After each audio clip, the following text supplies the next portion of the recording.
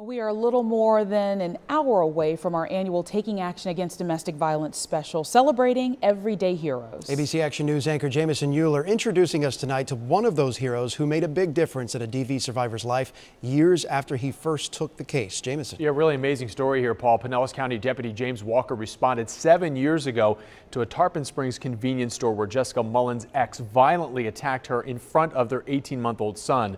She would live, but the beating cost Jessica her right eye. Her ex is now in prison, but last year, Jessica got a call that he wanted visitation rights for his estranged son restored.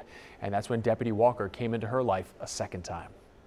I was surprised she still had my department phone number all these years later. He was speechless when I had called him. He says, "You're not going to believe this." He says, "Your file's sitting right on my desk right now in front of me."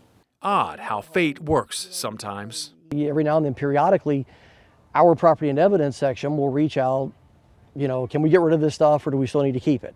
A request they asked Deputy Walker almost every year since the case had closed, but for some reason he says he kept hanging on to it. The images of Jessica and that bloody little infant boy couldn't get out of his head.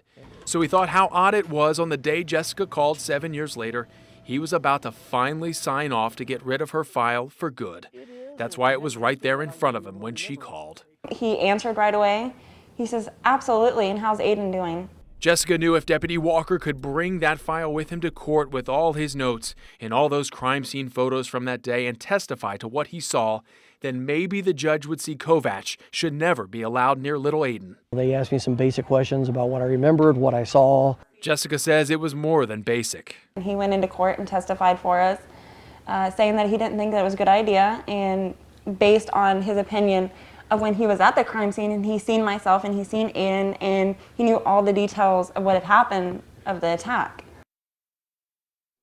And that was just a small part of the story that will air tonight. We recruited an entire school to surprise Deputy Walker and thank him for making a difference in Jessica's life. And we had one more surprise in store for him. See what it was on our live Taking Action Against Domestic Violence special tonight at 7 p.m.